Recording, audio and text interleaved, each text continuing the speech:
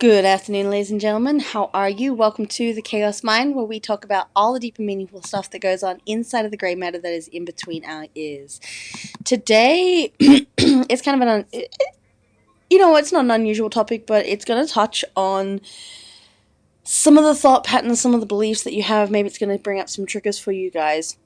With everything that's going on right now, whether you listen to mainstream media or the alternate media, there's so much that is coming up right now that is probably going to trigger you with what we're about to discuss today. Choosing how to stand.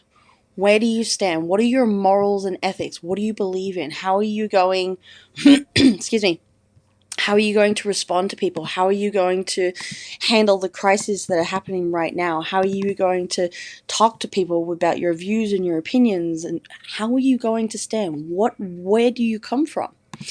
And one of the things that brought this up for me today and really made me sit down and think about my own ways of coming, which I made the conscious choice to come from love and compassion and understanding and use empathy when talking to everyone that anyone and everyone that I talk to right now, particularly in this crazy crisis, was Marci Lock. She is known as the Alchemist of Light. She is also known as Sundari. And I want to read you this post. All right, I saw it on her Facebook page. The link to her website is actually in the description of the video if you want to go off and have a look at her. The storm is here, churning up all that has been suppressed, hidden, rejected, judged, shamed, that the clearing, destorying, and alchemizing can happen to transmute all into light and love. It's calling us forth to look clearly at all we are. The greatest gift you can give anyone else, yourself, and the planet is the gift of integrated wholeness. What are we operating from? This is where the whole topic of today's video came from. Wholeness, unity, separation. We are all getting curious and questioning all things, and it's perfect training ground to look closer at the underlying frequency, beliefs, and programs we are giving out if we truly wish to heal ourselves and our planet.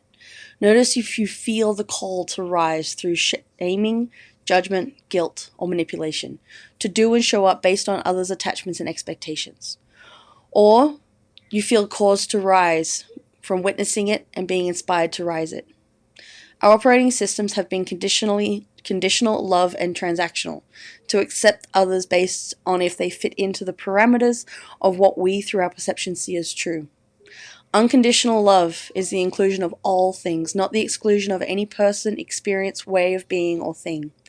Leadership is that you lead by going first and lead yourself by following your truth. You call others to rise by being the change, by inspiring others to act out of love through our example to love in love and by being the vibration of it.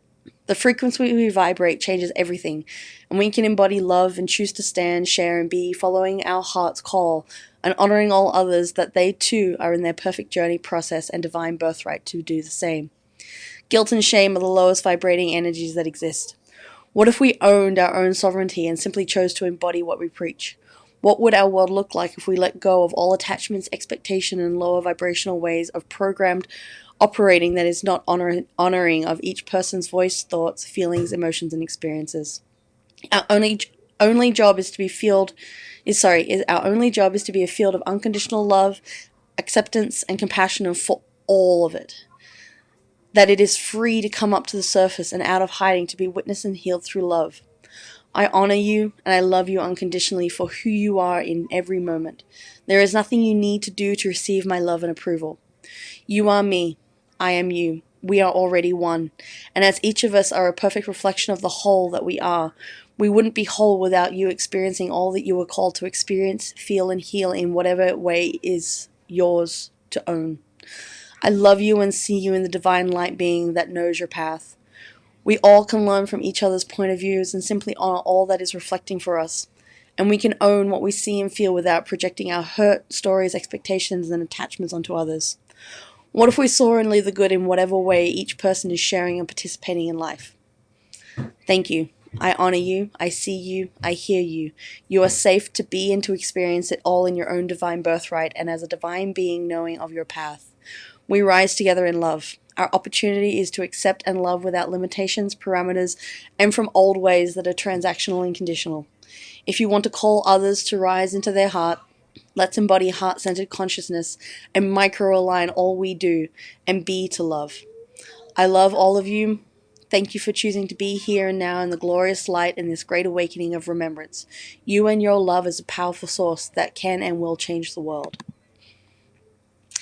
Something that I made a conscious choice to do months ago was to stand in the unconditional love.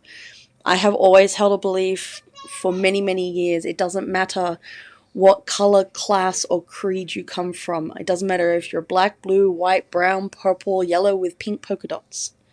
It doesn't matter whether you're upper class or lower class, if you're a CEO of a Fortune 500 company, or if you barely have enough to get by. I don't judge anyone. I love everyone all the same, and I will accept them in every moment that I come across their path. It is their attitudes, their actions, and their reactions that dictate how I interact with people. It has never changed. And reading this post today really honed in that idea, honed in that way of thinking that we need to stand in love with all of the crazy that is happening in this world right now. There is so much hate, resentment. There is expectations of reparations. There is expectations that something is owed. And yes, I understand that what happened in the past was horrible. It should never have been happened, but it was systematic, it was deliberate, and it was programmed for us to believe, to think, act, and do, and say what we do now. Many of us choose to rise above it. Many of us choose that even though something horrible happened to us back then, and we all have our own past, remember that we all have our own past. We could be defined by our own past just as easily as entire cultures are defined by what happened to them in the past. But we must choose to rise above it. We don't go around demanding things. We don't go around with expectations of what people owe us. We have to choose in every moment how we want to stand, who we want to be, how we want to act, how we want people to perceive us. And nothing can change that except us.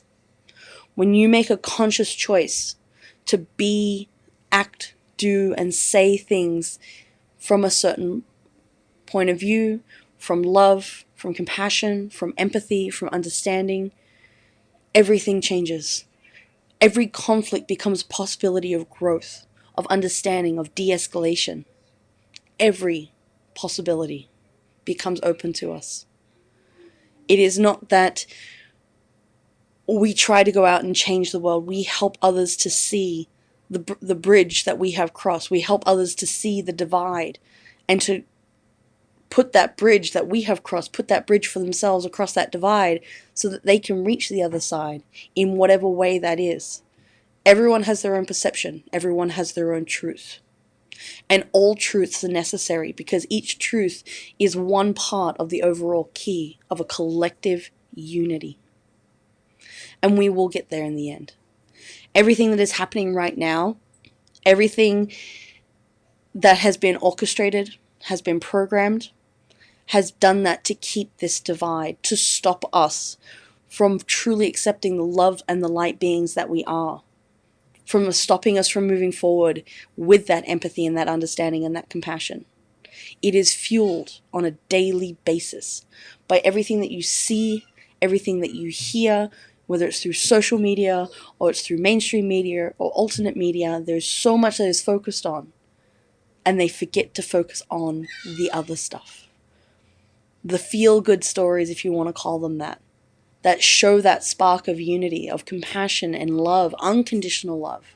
Not, oh, I will love you if you do this for me. No, it is unconditional. You love everyone regardless of what they do for you. This is not a tit for tat. This is not an eye for an eye. This is not a tooth for a tooth. That is what keeps this cycle going around and around and around. It doesn't stop if that is how we perpetuate it. And that is why you have to choose how you stand. Where do you come from? Are you just going to go around and keep repeating the same messages that you've heard and you've been told and that you believe, but are they what you believe at your core? That is something that you have to answer for yourself. There are ways of discovering who you are at your core because many of us have forgotten who we are. We don't remember. If you haven't checked out the self-discovery course, go and check it out. The link is in the description. It's up to you guys whether you take it or not. But it's going to help you strip away the layers of influence, that sphere of influence that we have from the moment we are born. We are influenced by every person, place, and thing and event that we come across. To believe a certain way, to act a certain way, to think a certain way. But at the core, you'd be surprised how different you may be. That is it from the Chaos Mind right now, ladies and gentlemen. I hope you all have a wonderful, blessed day. We will see you tomorrow. Until then, take care.